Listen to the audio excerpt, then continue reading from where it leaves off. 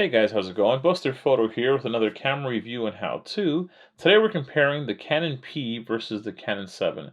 Two beautiful Japanese rangefinder cameras. We're going to talk about the similarities, the differences, the prices that these two are currently going for, why I think you should get the Canon P, and why I think you should get the Canon 7. But let's get right into it. Let's show off the lenses we have for both of these. With the Canon P, today we have the 50mm 1.8. And on the Canon 7, we have the 35mm 3.2 lens. Both of these cameras use the same mount, which is the LTM, or Leica thread mount, or M39 mount. Has a couple of different names. Pretty much any lens that has that mount will work perfectly with these cameras, whether they're Leica, Canon, any of them will work fine with this. And where it gets that name, if you're not familiar with these, is it literally threads on, kind of like I don't know, kind of like how a jar lid screws on, and these both here the threads thread mount. One common problem with both of these cameras is that the shutter curtains get really wrinkled. It doesn't really affect operation unless it's super bad that it's causing a light leak. Otherwise, it's purely cosmetic. Miraculously, on this Canon 7, there is zero wrinkles in the shutter curtain. This Canon P, you can see some of these wrinkles that are common. These are going up and down vertically, but some of them, they crinkle in all kinds of directions. But as long as you don't have any light leaks, it's purely cosmetic and it's not going to affect the operation of the camera. As far as beauty contests go, the Canon P is definitely going to win the looks in the looks department. The Canon 7 is definitely a more feature-packed camera, but it is somewhat of an ugly duckling. And we'll talk about those features a little more in just a second. If you're not familiar with how rangefinder cameras work, essentially you want to focus on something, you look through the viewfinder, and there's like a little ghost image that comes out. And as you turn the focus knob, you line up those ghost images, and once they're lined up, you take your picture because your range has been found. And as long as your rangefinders are properly, adjusted, your picture will be in focus. So that's pretty much what rangefinder means on both of these. Both of these cameras from here down are, I think, exactly the same for the most part. I think some of these parts are interchangeable. The difference being with the Canon 7, if you see it has this outer bayonet mount, and that is for the 0.95 Canon lens. It uses this outer mount to mount properly. And there's also this one accessory to add a cold shoe to the Canon 7 because the Canon 7 does not have a cold shoe. I'll show you a little bit more about that when we get to the top. But as I said, you look at the bottom of the camera, they're exactly the same. And even the back, they're almost exactly the same from the bottom of the top plate down. The only difference being right off the bat, you can see that the Canon P has a film speed reminder dial, where the Canon 7 doesn't, and that's because the Canon 7 has a light meter, and you set the ISO right here, and I'll show you a little bit more about that. So both these cameras, excuse me, both these cameras have a 2-lock system to open the film door.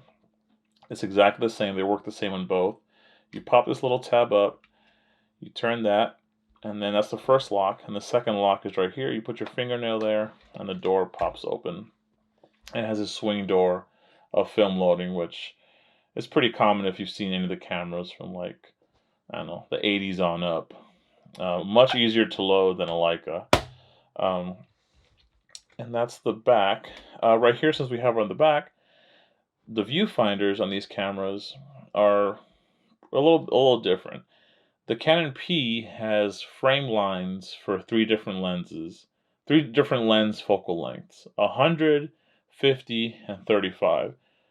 The Canon 7 has 6 different focal lengths: 35, 50, 85, 100, and 135. So it has 5 different ones.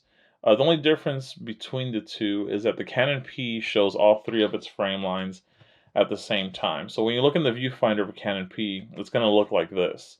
You're going to see all this at the same time, which some people might say it's a little cluttered. It's not a big deal once you use the Canon P like for 20 minutes, you kind of forget about that you're looking at 3 different frame lines.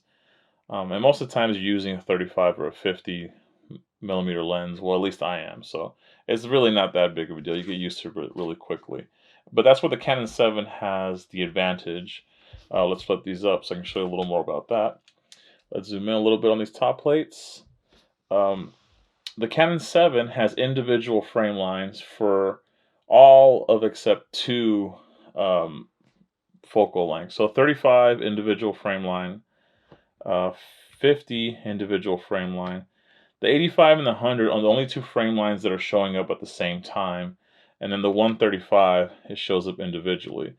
So if you're like me and you're mostly using a 35 or a 50, the Canon 7 the viewfinder is just way better because it's just a single frame line showing up. So it's really uncluttered, really great to use, and it's just more of an appealing viewfinder to look through than the Canon P. But like I mentioned, once you use the Canon P for a little bit, you kind of forget that all 3 frame lines are showing up anyways. The Canon P, talking about the looks again, has a really beautiful film rewind knob. It kind of tucks away right here in this little slot, and it is just almost James Bond-esque in its coolness. The Canon 7 just has a pretty run-of-the-middle little, almost like a slapped-on afterthought film rewind knob. Both of these cameras have pretty much the exact same speeds, shutter settings, except for one. The Canon 7 has a T for time setting, and that's pretty much the only difference between the shutter speeds. Otherwise, both these cameras have bulb, 1 second, all the way to 1,000th of a second. So pretty run of the mill for the era. The Canon P does have a cold shoe. The Canon 7 does not. That's why there was an optional accessory that would mount to this bayonet, and I think it would give you a cold shoe on top of the camera. As I mentioned, the Canon 7 does have a light meter, and that's part of what this little bubbly window is for. This camera has a selenium meter, which never needs batteries. As long as it's working properly, light will cause the reaction inside of the camera and constantly power the light meter. So if you have a working one, let me zoom in to show you that. If you have a working one, it's really nice, but it's really common for these to not be working anymore. As you can see, the needle moves right there. Mine works perfectly, but just something to know when you're looking at either of these cameras. And you would set the shutter speed by first pressing this button, and then you turn the dial, and then you see the different shutter speeds. It has ASA and DIN. I only use ASA, obviously. So yeah, that's how you would change that. And let's talk about the size of these two. The Canon 7 is taller than the Canon P, and that's because of the light meter extra parts that it has inside. But it doesn't weigh hardly any more than the Canon P. In fact, I have this beautiful old kitchen scale so we can get an accurate weight on these two. The Canon 7 comes in at 1 pound and looks like 4 ounces, where the Canon P comes in at 1 pound, looks like 3 ounces. So really insignificant difference between these two bodies. So you would hardly notice it unless you're watching some guy on YouTube bring out a kitchen scale to show you the difference. But bada bing, bada boom, we're all here now.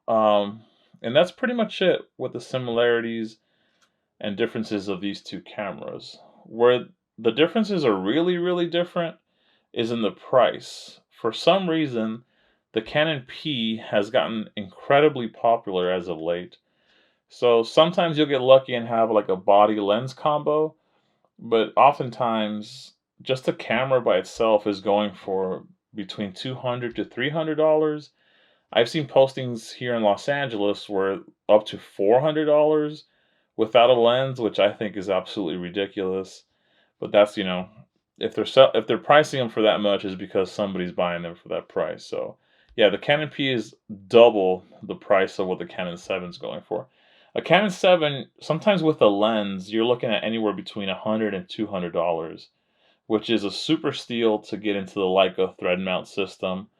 Um, it's pretty much, I mean, both of these are kind of the poor man's Leica. They're not cheap as far as build quality in any way.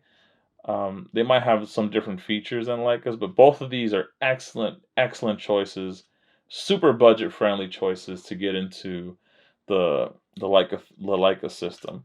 The Canon 7 has way more features than in Canon P, so personally, why I would get the Canon 7, you want to try out Leica lenses, you want to get the rangefinder experience and pay the least amount of money for a really high quality camera. It has a light meter, has the individual frame lines. This camera has so much going for it if everything is working properly. So with all that said, that's why I would get the Canon 7. Why you would get the Canon P is pretty much purely style and looks. Because as I mentioned a couple times in this video, the Canon P is definitely one of the prettiest, if not the prettiest, of the Canon rangefinder cameras. It's just, and I think that's why the prices are getting so high for the Canon P. It's because, people want the pretty things. The Canon P is a prettier camera, but the Canon 7 is in no ways a slouch. It's way more feature packed than the Canon P, and it is a beautiful, beautiful working camera. And that is pretty much it. I really hope this video was somewhat entertaining and informative for you. I hope it helps you make a choice between the two, or just get both like me and have way too many cameras in your office. But yeah, thank you so much for watching.